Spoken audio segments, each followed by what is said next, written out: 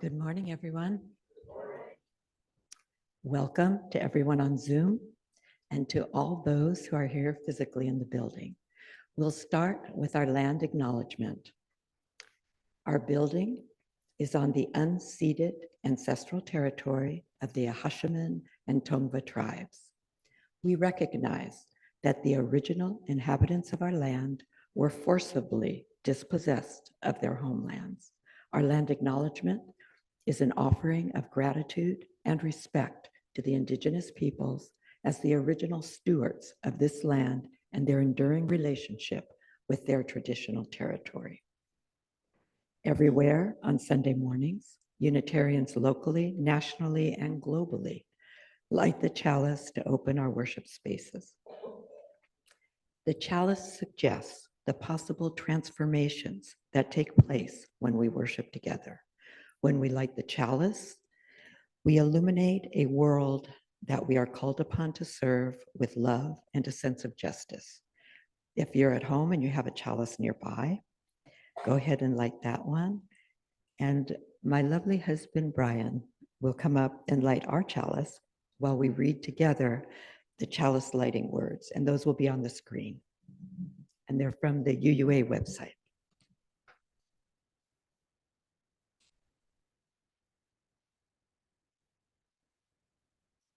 And we're going to read these together.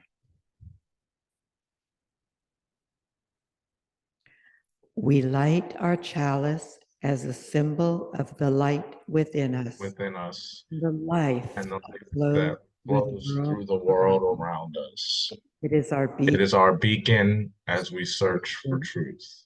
It is the warmth in our hearts.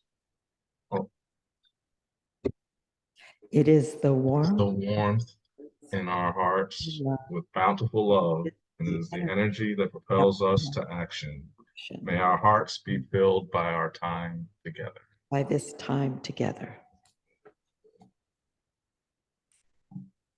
Thank you, Brian. Our gathering music video was the song United by Playing for Change. This song came out in 2011 when Playing for Change joined forces with the United Nations Population Fund. There were an estimated 7 billion people in the world back in 2011. Now, according to the most recent United Nations estimates, the world population in 2024 is around 8.2 billion. 8.2 billion people means 8.2 billion beating hearts. And that leads us into today's meaningful service titled The Thread That Connects Us All, with our guest speaker and masterful storyteller, Cesar Cardona. Cesar describes his presentation as a journey, delving into the symbolism of the thread as presented throughout mythology, religion, philosophy, and our current culture. Cesar says this journey through the ages will highlight the enduring relevance and impact of this simple symbol that ties together the past and present, showing how the threads of our stories are woven into the fabric of our lives for a better now and future, connecting all of us. As Unitarians, we have many beliefs, many origins, sexualities, and genders. Rather than dictating religious answers, we honor each person's unique journey, working towards more compassion, peace, wisdom, and justice in the world. We believe that the spiritual journey is easier when we discuss ideas, hold each other in fellowship, and worship together. We share the values of the 8 principles that are on the back of the order of service. And if you didn't pick up an order of service, feel free to grab one. They're at the entrance of the building. Today's service focuses on our 7th principle, respect for the interdependent web of all existence, of which we are a part. And we have candles at the side of the sanctuary for what's ever on your heart. Feel free at any time during the service to get up and light a candle. We're also going to have spoken joys and sorrows later on in the service, and again, to share what's ever on your heart. The sun is sitting here waiting to go on. Each service is a collective effort, from scheduling the speakers to making coffee, caring for the building and plants, setting up candles, having beautiful music, running the sound and PowerPoint, and more. And those of you on Zoom, you may not know it, but Pam also brought home-baked goodies for us. So we are grateful to everyone for their generosity in time and effort. And next Sunday, and Don has a slide on the book discussion. And I have to say, this is backed by popular demand. As requested, Don West Jr. will lead further discussions on the summer program, which was a book discussion on repentance and repair, making amends in an unapologetic world.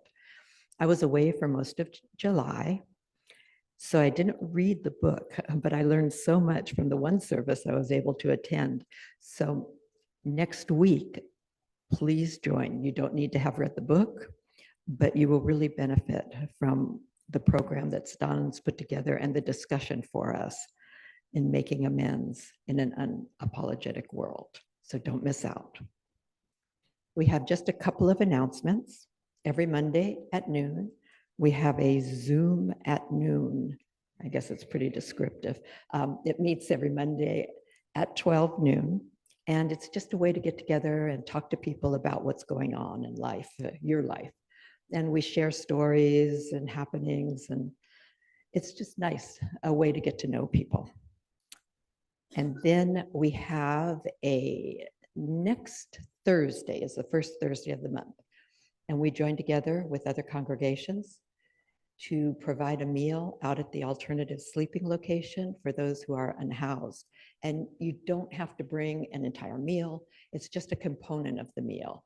And back at the AV table, candy, anybody can answer your questions if you care to bring just one dish for the unhoused.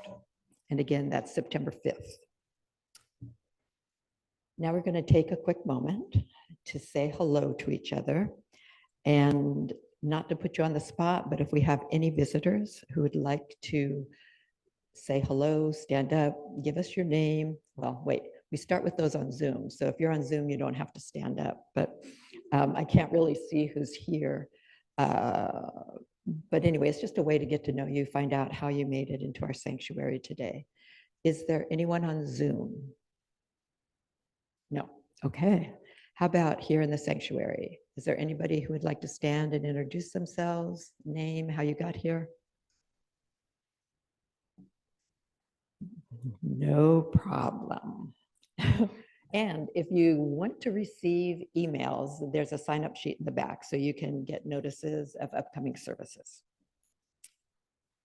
Now we're going to take a quick moment to introduce ourselves to each other. Please stand, say hello. It's just a way to get up, get the juices flowing, and say hi to each other. And Carol will lead us in music. Good morning, good morning, good morning, everyone.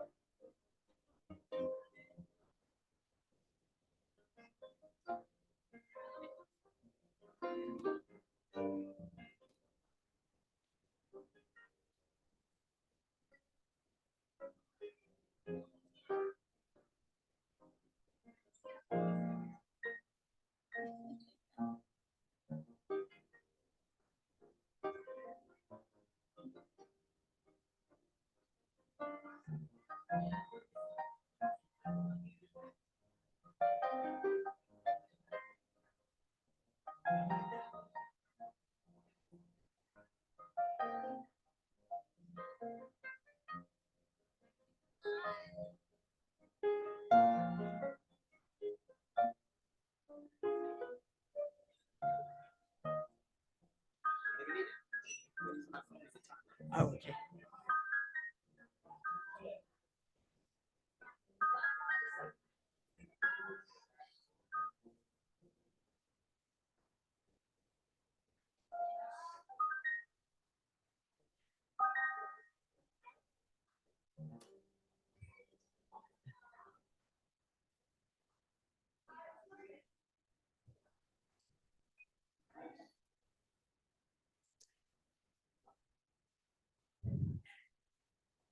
And we'll have our centering thought when you take your seats again.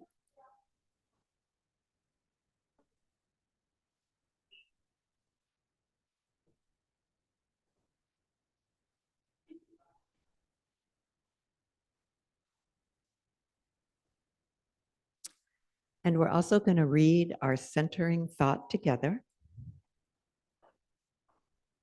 And it's on your screens. I got to put on my glasses. Okay. Humankind has not woven the web of life. We are but one thread within it. Whatever we do to the web, we do to ourselves. All things are bound together. All things connect. Now we turn to our wonderful music director, Carol Cole, for our opening hymn, 1051. Words will be on the screen, but if you like looking at reading the music yourself, we have hymnals in the back. Please stand as you are able and join me in singing.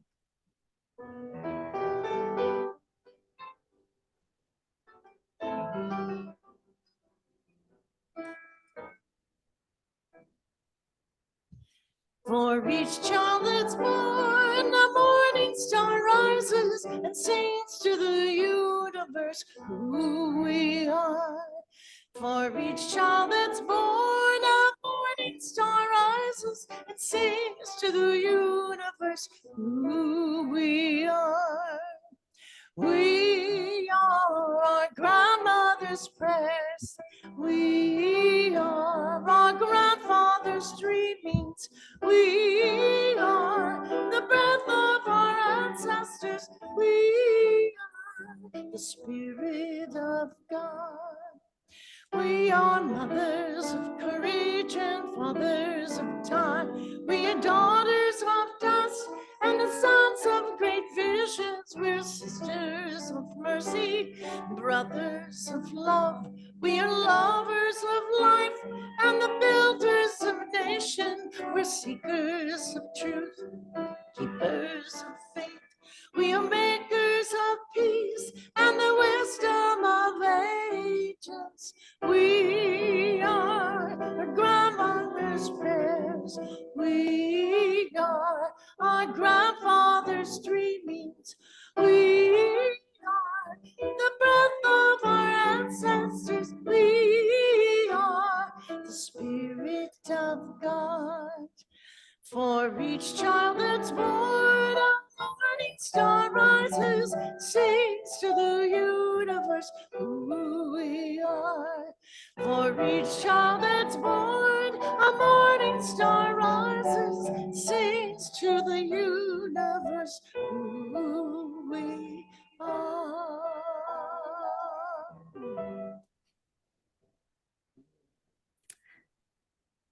That was beautiful, Carol. Thank you. Now we're going to read together our unison affirmation. So it'll be on your screens. Please unmute if you're on Zoom. And it's just a very quick reminder why we come together. And please, we'll read it together. The words will be up there. Okay. May we be reminded here of our highest aspirations and inspired to bring our gifts of love and service to the altar of humanity. May we know once again that we are not isolated beings, but connected in mystery and miracle to the universe, to this community, and to each other. Now's the time in our service where we pause our recording and support. So now we're going to take a moment, pass the basket as Carol touches our hearts with her music.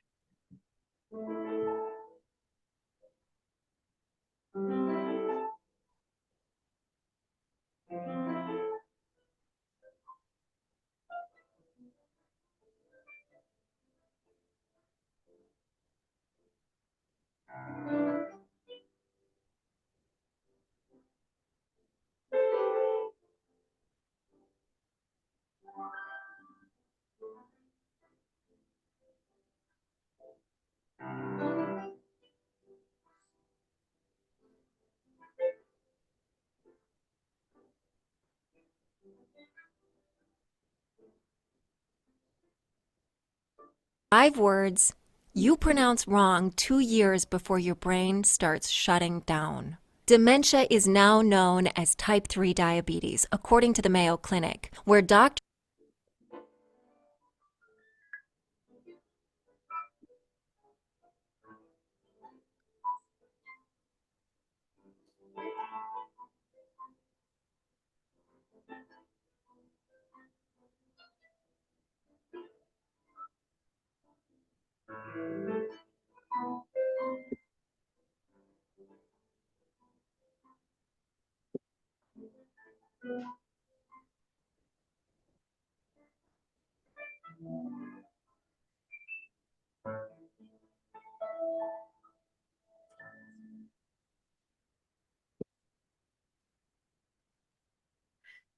Now, please stand, and we're going to sing to each other, sort of to the bountiful universe, just a gratitude song.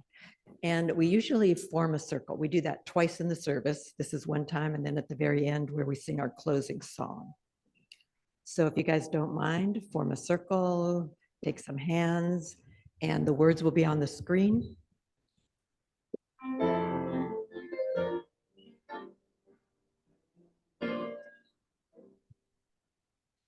From you I receive, to you I give. Together we share, and from this we live. From you I receive, to you I give. Together we share, and from this we live.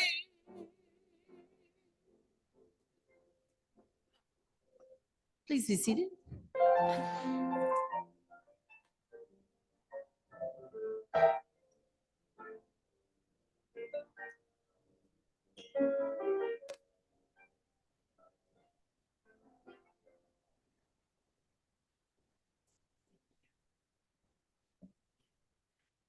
Now we're just going to take a minute to breathe and to get ready for our speaker.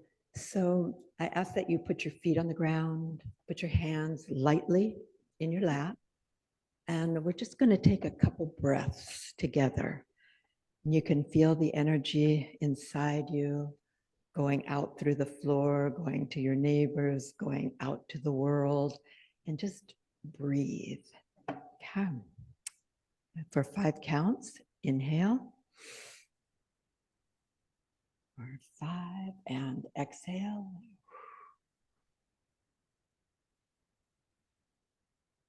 Inhale.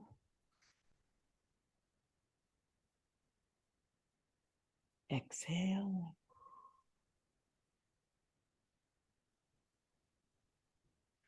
And take a moment, and Carol will bring us out of our quiet time.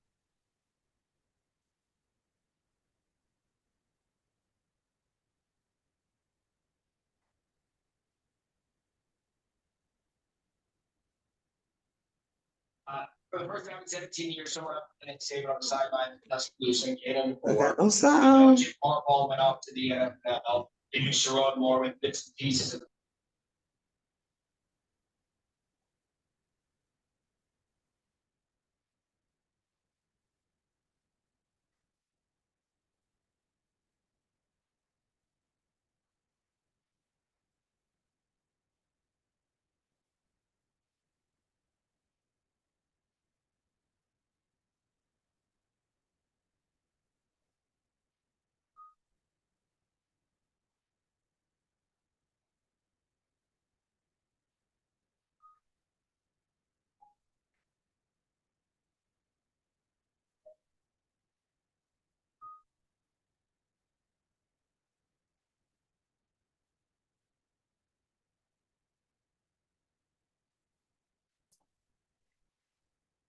So I am super excited to introduce our speaker and hear about the thread that connects us all. Cesar Cardona is our guest speaker, and he's a public speaker who specializes in spirituality, psychology, and storytelling. He grew up split between Florida and New York and has lived in LA for the last 10 years. With a background in music and theater, he brings a unique and captivating approach to his presentations. Cesar was handpicked by renowned storyteller Rebecca Armstrong and has established himself as a powerful voice in the realm of public speaking. His mission is to connect people through shared stories and experiences, leaving a lasting impact on every audience he encounters. We're so excited to have you here, Cesar. Thank you. Please join me in welcoming. Yes. Oh, great. Cool. As I said, thank you again for all being here. Your ears and your hearts, thanks for giving those to me. Thank you all on Zoom as well, watching. Where is the camera? Be there. Okay, good. I want to give a brief conversation about unity. When I open my phone, when I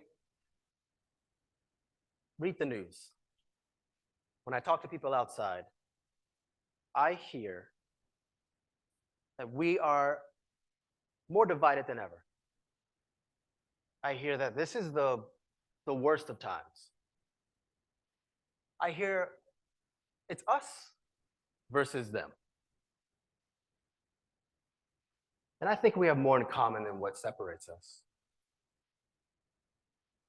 I know it makes sense for us naturally to want to be aware of the dangers out there in the world. Our ancestors did that. We looked across the Serengeti and we made sure whatever trouble, whatever predator was out there, we made sure our tribe was safe. But I think just beneath that, we have a fabric of familiarity that binds us together, that ties us together. And I wish to share that with you if I may. When I was a kid, I grew up in a really horrible childhood. Majority of my upbringing was divided between aggression, anger, violence, or isolation, abandonment, and feeling lonely. So rightfully so, I grew up in the middle of that, thinking that that's what was in the world. I always assumed that the isolation would be projected out into the world by people who understood the way the world worked, but they didn't tell anybody this, including me. So they'd go off and figure it out together, and I had to be left here on my own to figure out life. Or when I finally found people to be around, I thought I'd have to be that aggressive, dominant, egoic, had to dominate the situation and be tough. Pretty ironic though, because I was alone. I ended up being alone and isolating those people from me. So I was alone because I was scared to be alone. It's very depressing, of course. And I spent most of my life being depressed. I still suffer from depression now, but something illuminated my viewpoint on life. First thing first was finding Jimi Hendrix. Yeah. And I picked up a guitar, and I realized that this stringed instrument was a way that I could take the vulnerability that's within me, the darkness, the sorrow that's in here, and channel it into there, and then put it out into the world to bridge myself to the other world, to connect myself to the other world, to shorten the gap from myself to the other world.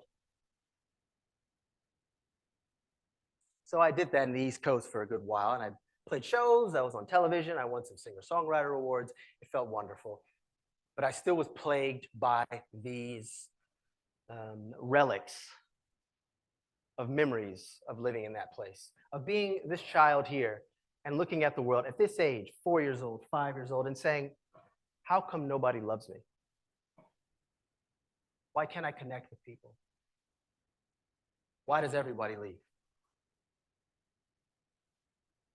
So I moved to Los Angeles, 3,000 miles away. I learned how to establish myself here. I wanted to give myself a brand that was bigger than who I was. And I was in theater, and I wrote, and I sang, and in the art of trying to learn about storytelling, I stumbled on this story here.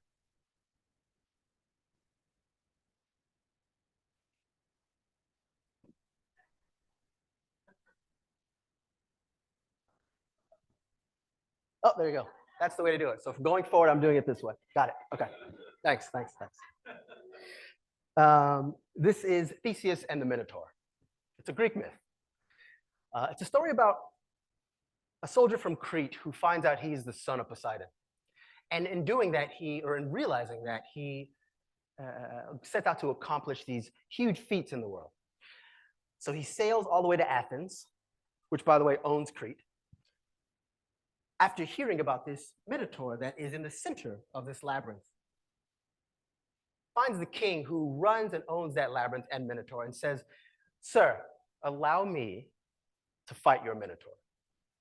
King Minos goes, "Sure. You're not getting that. It's not a chance you're going to be able to do that. So you know what? I'll give you something lesser. You can't survive this one. Try that." Theseus does the challenge, he accomplishes the challenge, comes back to him and says, "Allow me to fight your Minotaur." King Minos picks on him again. No, I have something better for you. You're not going to be able to survive this one. Don't worry about this here. Of course, he does it. He accomplishes it. And he comes back to the king and says, "Allow me to fight your Minotaur." By this time, king says, "Fine, you got it. This is what you're going to do.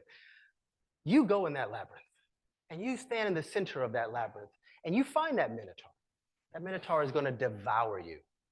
But if by some strange chance you manage to survive, good luck. Good luck getting out of the labyrinth, the dynamism of a maze, the complexity of a maze." Enter Ariadne. Ariadne is the king's daughter. She falls in love with Theseus, and she hands him a red thread and says, "Theseus, in the beginning of this labyrinth, you untie this thread as you go into this labyrinth. You enter the labyrinth, you find the center of that labyrinth. You find the Minotaur in that labyrinth, and you slay that Minotaur. And when you're done, take that thread and use it to connect you back to the external world. So you have this soldier going to the inner world and the outer world connected by way of a thread." I find out while reading this story that the thread name for it, this Greek myth, is a clue, C-L-E-W. And it's in that moment I realize, there we go. There's my band name, Cesar and the Clue. There's my LLC, One Clue LLC. Because symbols matter. When we go outside everywhere and we see marketing, logos, signs, street signs, we wear logos on our shirts. There's a chalice above us because symbols matter. They speak beyond the words, as beautiful as they are, that we communicate with. Heinrich Zimmer says that the best things are unexplainable. The second best things are misunderstood because they're used to try to explain the unexplainable. And the third best things are conversation. So why not symbols?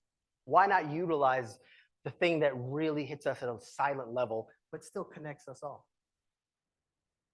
So it's in saying that Theseus goes into this labyrinth, in the center of this labyrinth, and he goes through the maze. Now, speaking symbolically, again, when I see this story, I see a circle. And when I see any circles or any maze or forest, it reminds me of Plato.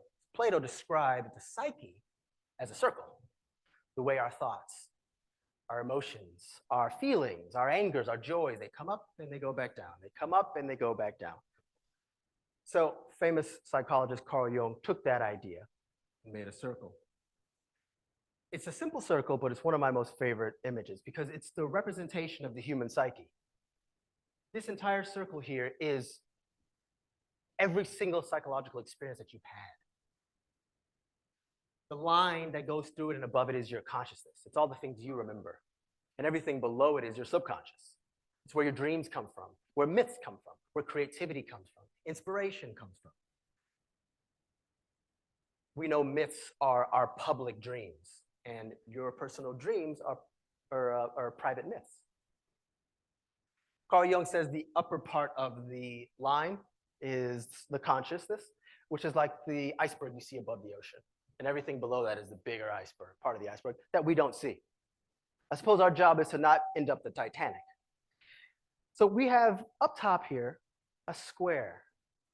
For me, that was the most clever and most effective thing that we could have, because the square is the exact opposite of the round of that circle, the roundness of nature.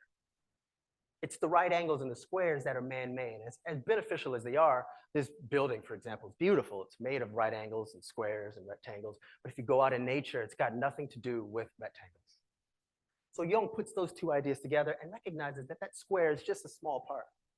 But I think in doing that, this society that says we are more divided than ever is only resonating with that square without recognizing that you're the entirety of that circle.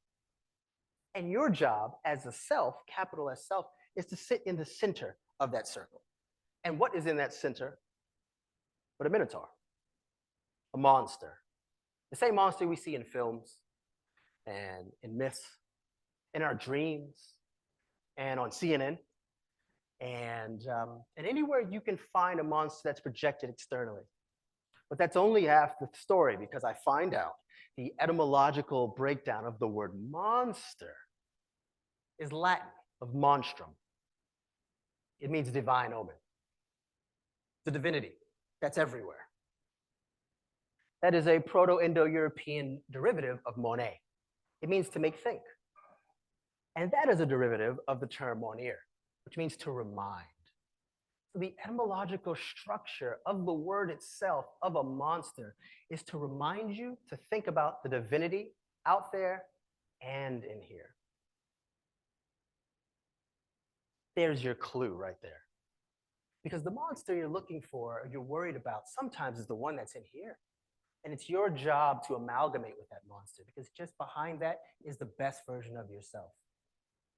I'm reminded of, every time I see this word, I'm reminded of Star Wars. If there's any Star Wars fans in here. I thought I heard you clap, actually. In the Empire Strikes Back, Luke Skywalker is going through a forest. He's dreaming this, by the way, another psychological phenomenon. He's dreaming going through this forest, trying to find his way through like a maze. He finds Darth Vader with his lightsaber. He cuts his head off, excuse me. And Darth Vader's head rolls to his feet. And when he does, he looks inside the helmet and sees his own face. There's your monster. Before you go out there and take on the ones that are out here, it's time to settle the monster that lays within here. So Theseus does that. He slays that minotaur. And with that thread given to him by Ariadne, he comes back out. And Ariadne, as we know, as every story we have, is the goddess energy, the feminine energy, the archetype of the goddess who gives life. I mean, after all, we call it Mother Nature. It's the world navel. The woman energy is the one that gives life to all of us. And just the same way Ariadne gives him that thread to get out of the labyrinth is the same exact Ariadne used in the movie Inception. Christopher Nolan has this character who has to break into people's dreams. In order for him to map the psyche, he uses a character who can map it, and he names her Ariadne. So we have an ancient myth and something that came out 15 years ago using the same exact symbol. The Greeks and the Norse, they have this story here of these three women who at the beginning of our lives, they open up a thread, string. And when they determine the end of your life is where they cut it. These women in the Greek myths are called the fates. So your fate is determined by the clues of your life. It's right there in front of us. We have to just see through the physical part of it. So I go through that and I find all of that revelation. And I ask myself, where else in the world are they? Where else can I find these clues, lack of a better term, lack of the term? And first thing I do is I go to myself as a Buddhist. We have doctrines, text from the Buddha that we call sutras. The Heart Sutra, the Lotus Sutra, the Karma Sutra, and a bunch of others. The word sutra itself is Sanskrit to suture together. to tie. So we have the Buddha speaking words about all of us being the manifestation of Buddha consciousness in every text.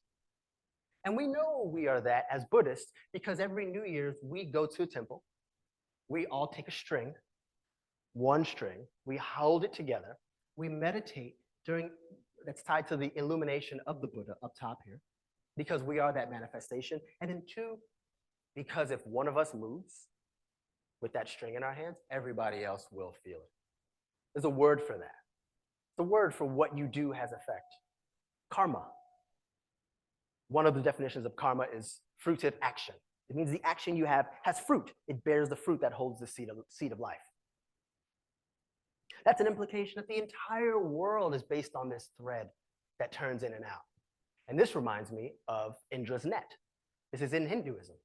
It's the realization of an infinite net that's tied to these small jewels and gems.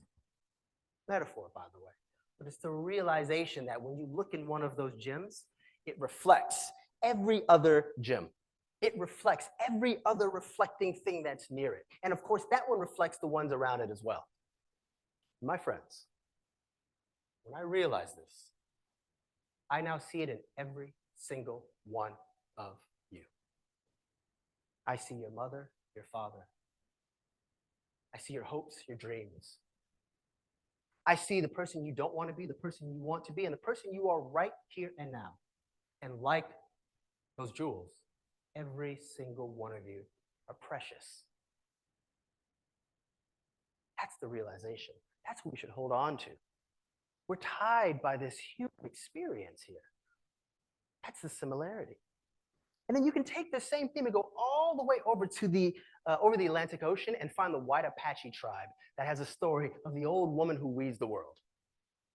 Completely disconnected from India. This old woman, it sits at the edge of the earth, and she threads and stitches all that we see in this world. And then she gets a little tired, she takes a rest, and the thread comes apart little by little. And that's what we call calamity.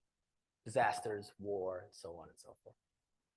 And staying in the West, since we've already went ancient, Eastern, and now Western contemporary, we go to the Christian and Judaism belief, where this is from the Old Testament of Judah and Tamar. Tamar has twins, and upon birth, the first child extends his hand out of her womb. The midwife sees this, and around his wrist, she ties a red thread. He recoils his hand, pulls it back in. The second child comes out. They name that child Pharez, which means to breach. The child with the thread around his wrist, they name him Zerah. So Tamar, which means the Hebrew date tree, the tree of life, gives birth to Zerah, which means dawn and sunshine, to dawn a new light. And a child named Pharez, to breach through.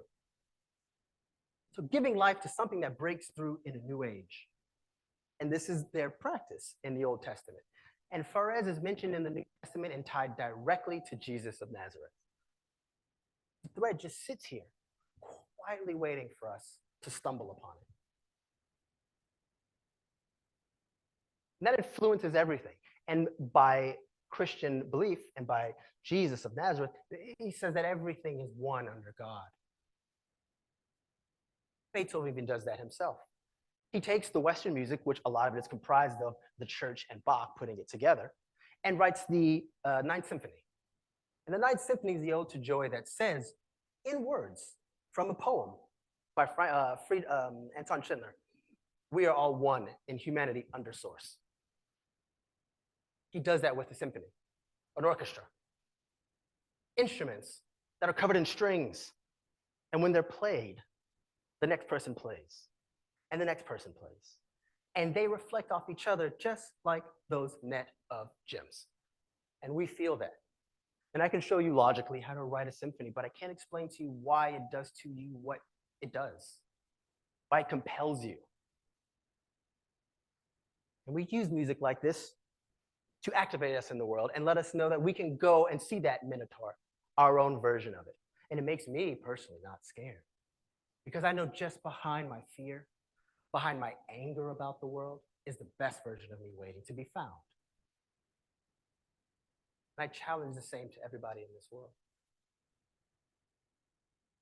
Find your cave. The one that scares you the most, that's where your best version of you hides behind. When I found that, I realized how much I matter. And that makes me realize how much you matter. And ultimately, we are made of matter, which breaks down to molecules, atoms, and neutrons. And inside those neutrons, from a scientific standpoint, there are these lines, these squiggly lines that connect every single one of us because we're all made of matter. And that practice is called string theory. So we have an ancient belief, we have a religious belief, contemporary music, and the scientific that are using symbols to realize the thing beyond words that connect us all, whether we can see it or not. That lets me know that we are not just a temporary wave. We are all the ocean.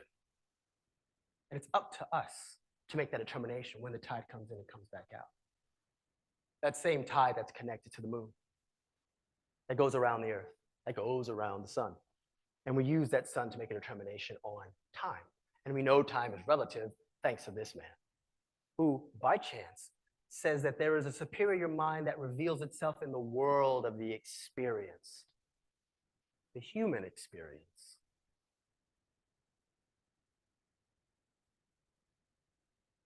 So the question is, looking at historically, we've used these symbols, and there's so many of them, but this one hit me the most, that speak about how well tied together we are in this world. How else do we go about the world other than kind, compassionate, unified? Once that revealed itself to me, and because this child lives with me every day, living in my life, and I feel that connected with you, this child is no longer alone. He's here with every single one of you. Thank you for your time.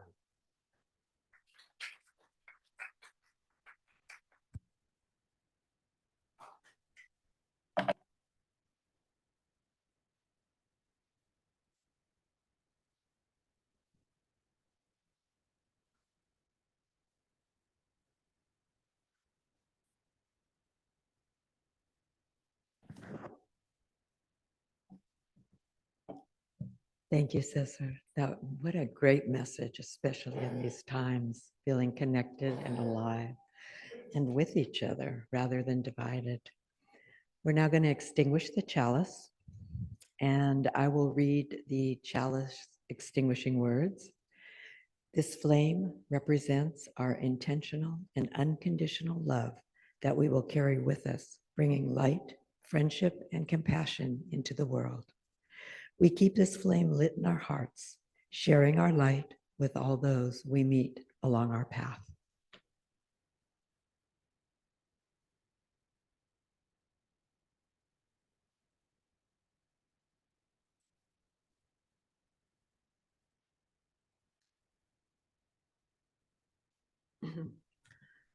For those on Zoom, it took me 3 tries.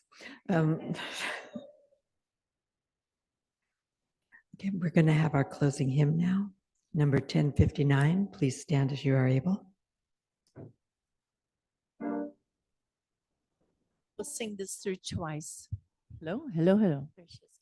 We'll sing the song through twice.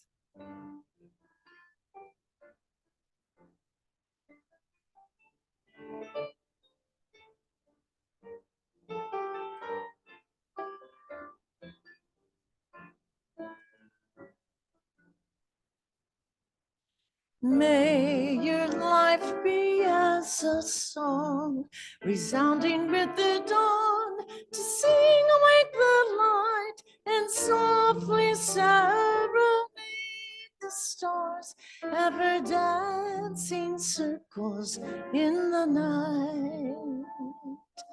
May your life be as a song, resounding with the dawn, to sing away the light and softly serenade the stars ever dancing circles in the night.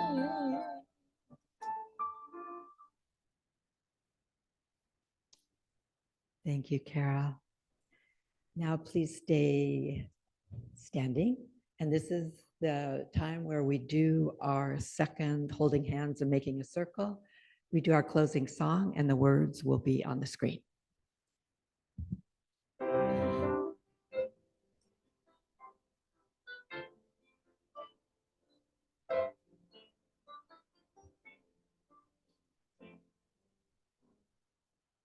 Let there be peace on earth, and let it begin with me.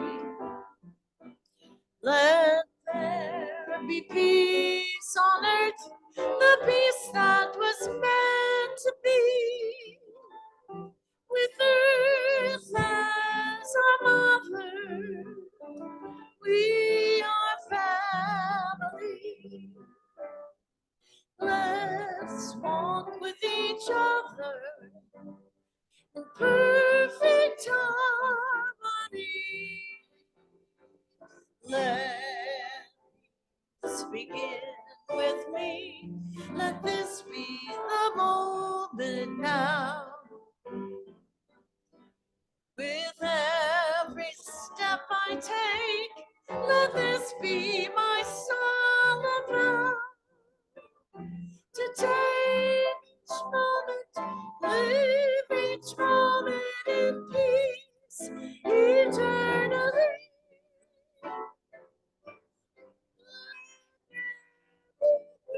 Peace on earth, let it begin with me.